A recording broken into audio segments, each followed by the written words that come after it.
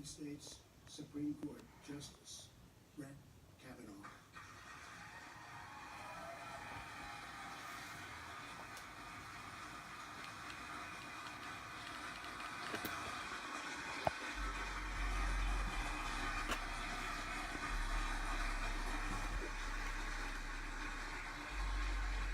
Joining us for tonight's ceremony is every sitting Supreme Court Justice. Chief Justice Roberts, thank you. Justice Thomas. Justice Ginsburg, thank you. Justice Breyer, thank you, Justice. Justice Alito. Justice Sotomayor.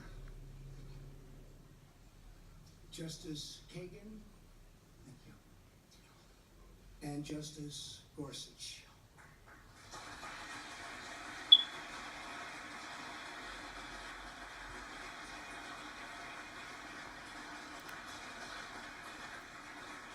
I would also like to send our deep appreciation to Maureen Scalia, the wife of the late, great Antonin Scalia, and also to our White House counsel, Don McGahn. Thank you, Don.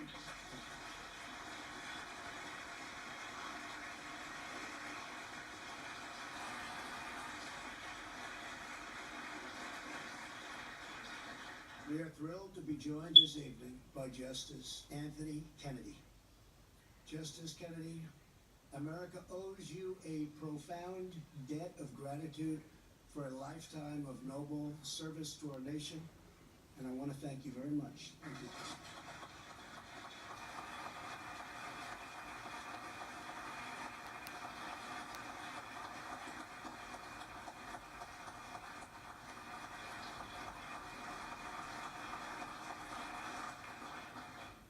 Very special and treasured guests tonight are Justice Kavanaugh's amazing wife, Ashley. Thank you, Ashley.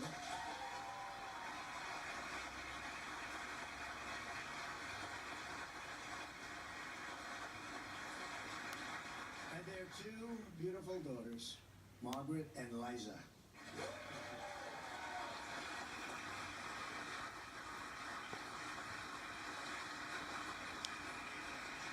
And we are also joined by Justice Kavanaugh's mom and dad, Martha and Ed.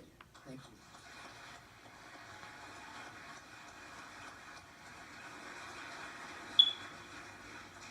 I would like to begin tonight's proceeding differently than perhaps any other event of such magnitude.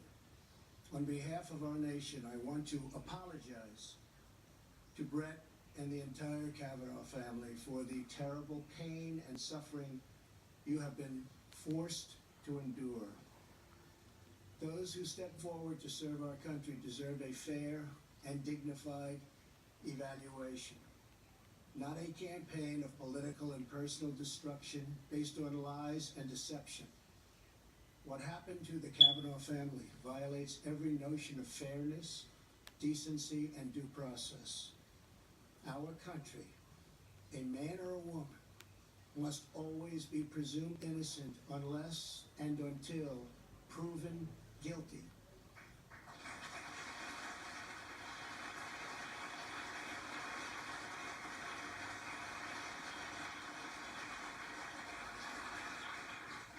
And with that, I must state that you, sir, under historic scrutiny, were proven innocent. Thank you.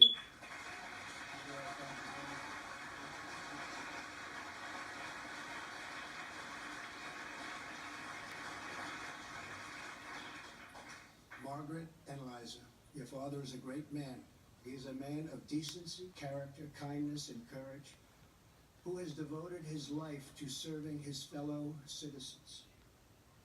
And now, from the bench of our nation's highest court, your father will defend the eternal rights and freedoms of all Americans. You know that.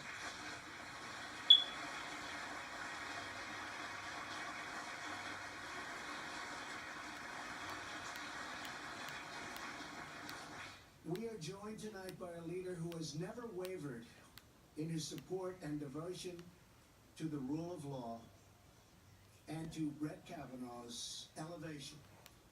He's worked very, very hard, and he truly has done just an incredible and wonderful job for the American people. Majority Leader Mitch McConnell. Thank you, Mitch. Please, stand up.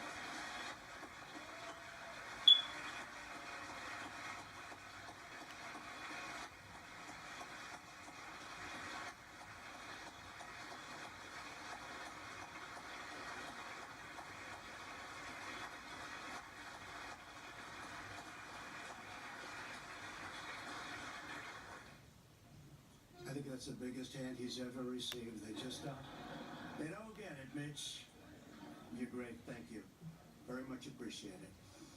I'd like to thank another man whose principled leadership has earned widespread admiration, Chairman of the Judiciary Committee, Senator Chuck Grassley. Thank you, Chuck.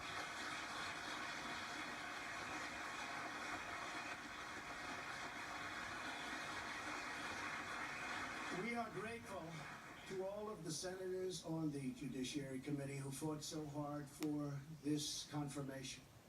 Senators Lindsey Graham, John Cornyn, Orrin Hatch, Mike Lee, Ted Cruz, Ben Sasse, Jeff Flake, Mike Crapo, Tom Tillis, and John Kennedy.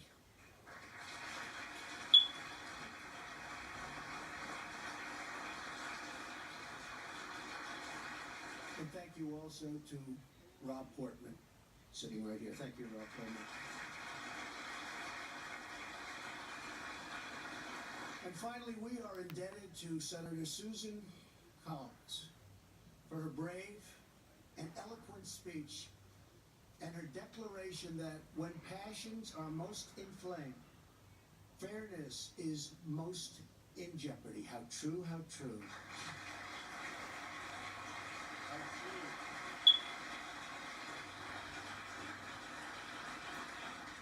Brett Kavanaugh is a man of outstanding intellect, a brilliant scholar, and his credentials are unsurpassed. A graduate of both Yale College and Yale Law School, he has taught at Harvard, Yale, and Georgetown. When he's not working or with his family, he's giving back to his community. He spent 26 years in public service, and just like Justice Gorsuch, he clerked for Justice Kennedy. For the last 12 years, Brett was a judge on the D.C. Circuit Court of Appeals, widely regarded as our nation's second highest court. During his tenure, he authored over 300 opinions distinguished by their masterful and impartial reasoning. Known as a judge's judge, he is a fair-minded, unbiased, and even-handed person. He understands that justice must be divorced from the passions of the day, tethered instead to the enduring foundation of our republic, the Constitution. Justice Kavanaugh fills the place left by Anthony Kennedy. Soon, Justice Kennedy will administer the judicial oath to Brett Kavanaugh, just as he did last year for Justice Gorsuch. This will be the first time a Supreme Court justice has ever sworn in a former clerk to take his seat. A beautiful moment which reminds us that freedom is a tradition passed down from generation to generation. And that's a big statement, and I want to thank you for that so much. It's so beautiful. So beautiful. So beautiful.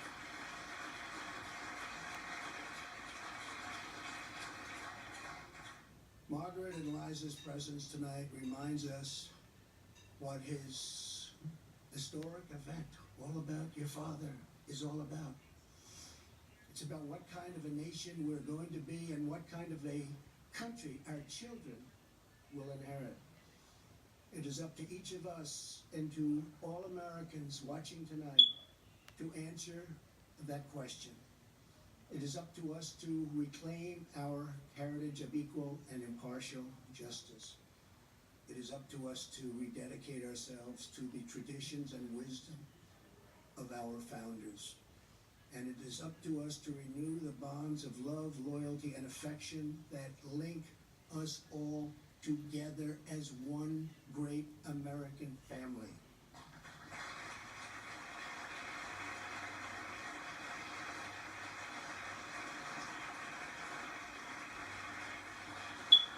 Let us pray we are successful in this task, and let us pray that all of America's children will grow up in a country that is fair and just and safe and strong and free.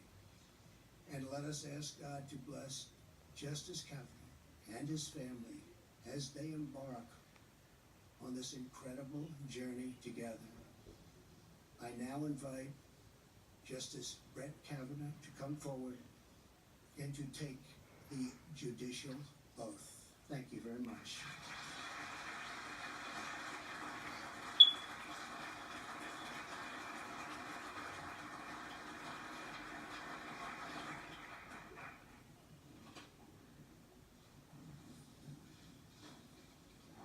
Justice Kavanaugh, are you pleased to take the oath of office? I am.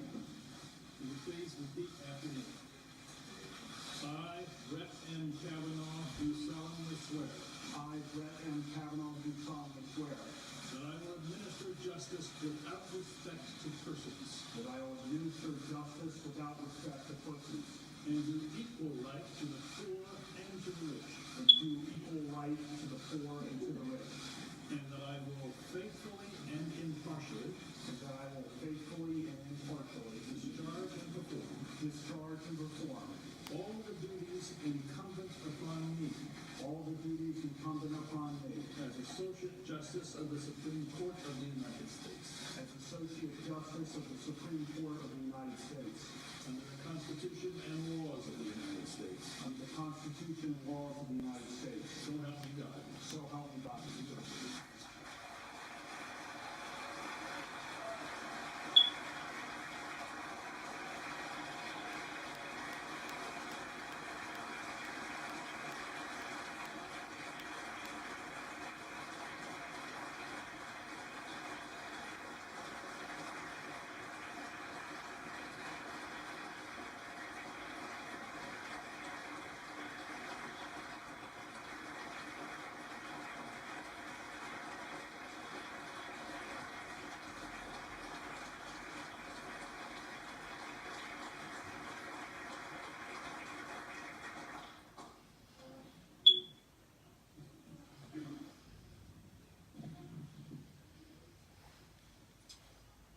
Mr. President, thank you for the great honor of appointing me to serve as a Justice of the Supreme Court. I've seen firsthand your deep appreciation for the vital role of the American judiciary. I am grateful for your steadfast, unwavering support throughout this process. And I'm grateful to you and Mrs. Trump for the exceptional, overwhelming courtesy you have extended to my family and me. Mr. President, thank you for everything.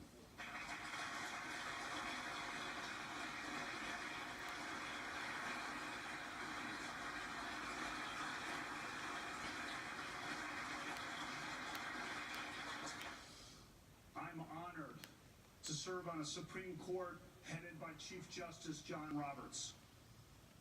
Chief Justice Roberts is a principled, independent, and inspiring leader for the American judiciary.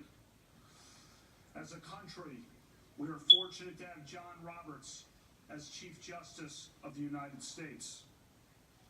I'm honored to serve alongside all of my new colleagues, each of whom I know, and each of whom I greatly admire and deeply respect.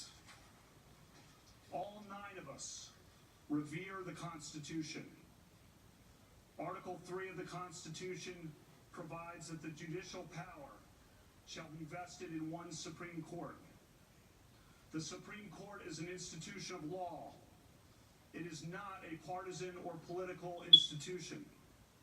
The justices do not sit on opposite sides of an aisle. We do not caucus in separate rooms.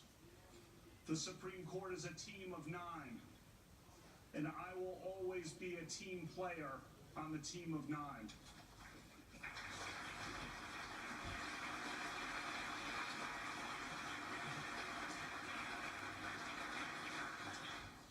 As a new justice on the Supreme Court, I understand the responsibility that I bear. Some 30 years ago, standing here in the East Room with President Reagan, Anthony Kennedy took the oath to be a new justice of the Supreme Court. Justice Kennedy became one of the most consequential justices in American history. I served as Justice Kennedy's law clerk in 1993. To me, Justice Kennedy is a mentor, a friend, and a hero. On the Supreme Court, he was a model of civility and collegiality.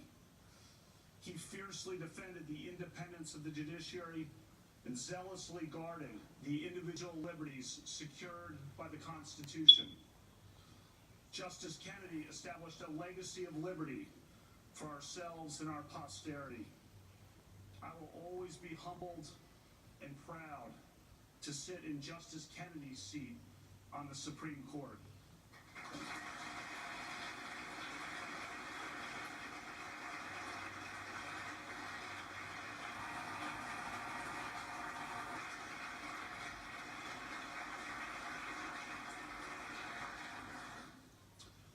I thank the members of the United States Senate Majority Leader Mitch McConnell, for his leadership and steady resolve. I thank Judiciary Committee Chairman Chuck Grassley for his wisdom and fairness. And I give special gratitude to Senators Rob Portman, Susan Collins, Joe Manchin, John Kyle, and Lindsey Graham. They are a credit to the country and the Senate. I'll be forever grateful to each of them and to all the senators who carefully considered my nomination. Presiding over the final vote in the Senate on Saturday was Vice President Pence.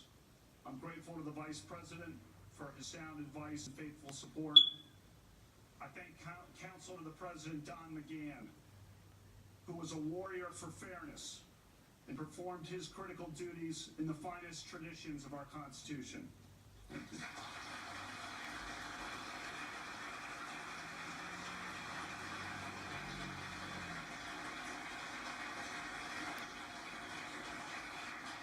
I thank all the outstanding people in the White House, the Department of Justice, and the Senate who worked day and night on this nomination. One of the federal judge's most important responsibilities is to hire 4 new law clerks each year. The law clerks are recent law school graduates, and they work in the judge's chambers for 1 year. They're among the best and brightest young lawyers in America, and they become the future leaders of the legal profession.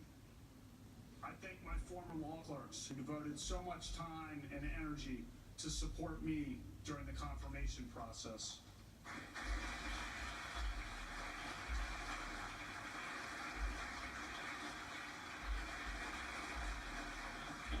Inspired by my mom, who was a trailblazer for women in the law, I've worked hard throughout my career to promote the advancement of women. Women still face many barriers in the American workplace, and all of us have a responsibility to address that problem. During my 12 years on the D.C. Circuit, a majority of my law clerks were women, and almost all of them went on to clerk at the Supreme Court. A clerkship on the Supreme Court is one of the most coveted achievements and credentials in American law. I'm proud that all 4 of my newly hired law clerks at the Supreme Court are women, a first in the history of the Supreme Court.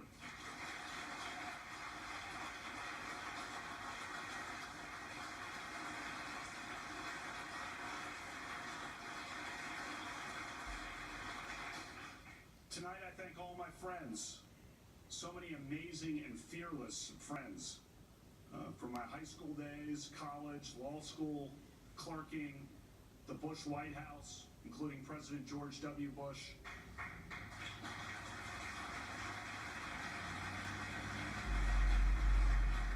From the judiciary, teaching, coaching, playing sports, the vibrant, loyal, and tight-knit Catholic community here in the D.C. area, and so many others. Ashley and I are grateful for their prayers and for the prayers from the thousands and thousands of people we have heard from throughout America. When I give advice to young people or speak to students, I tell them, cherish your friends, look out for your friends, lift up your friends, love your friends. I love all my friends.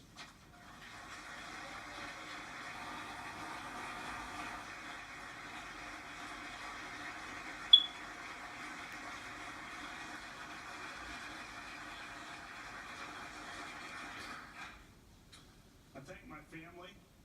My mom, Martha, and my dad, Ed, are here. I'm their only child.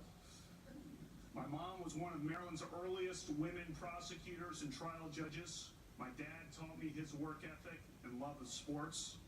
They've given me a lifetime of love, and I'm forever grateful to them.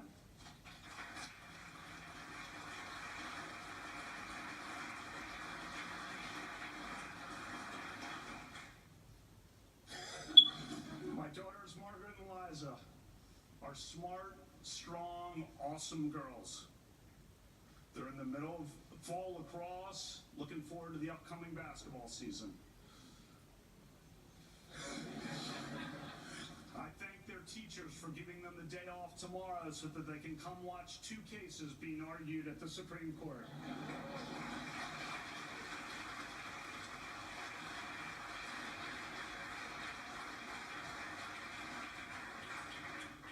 My wife Ashley is a proud West Texan from Abilene, Texas, graduate of Abilene Cooper Public High School, University of Texas at Austin. She's the dedicated town manager of our local community. She's got a deep faith. She's an awesome mom, a great wife. She is a rock. I thank God every day for Ashley and my family.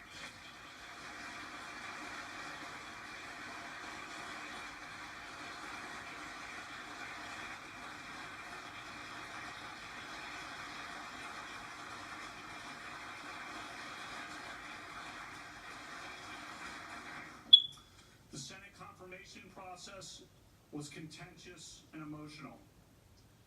That process is over. My focus now is to be the best justice I can be.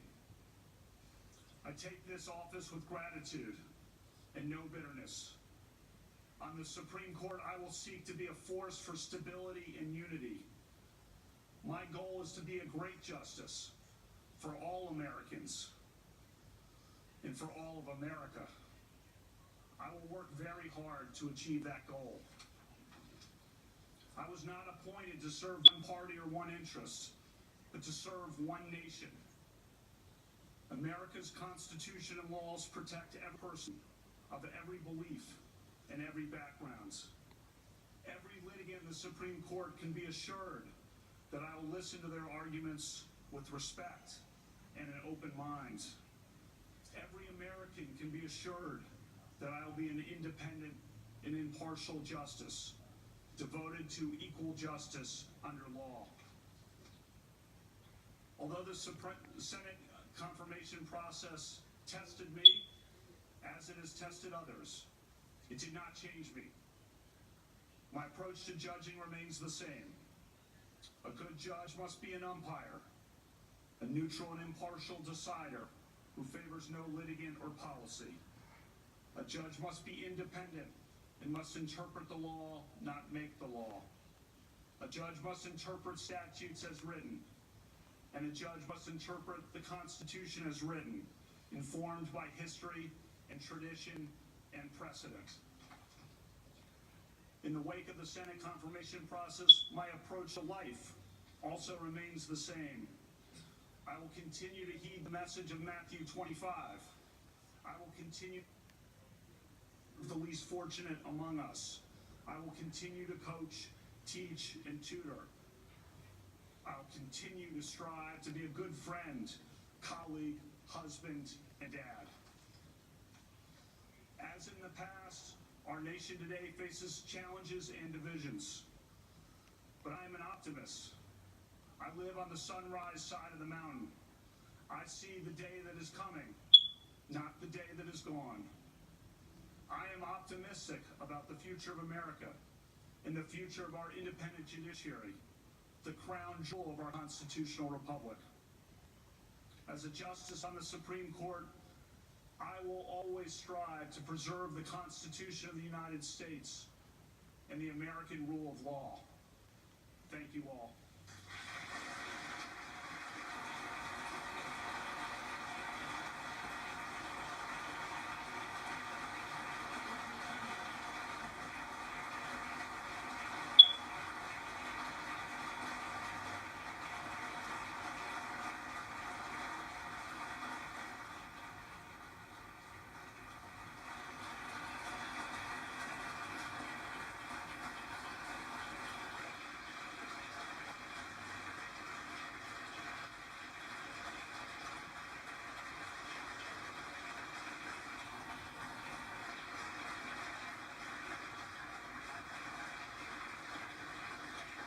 Applause all around. Very interesting speeches from the president.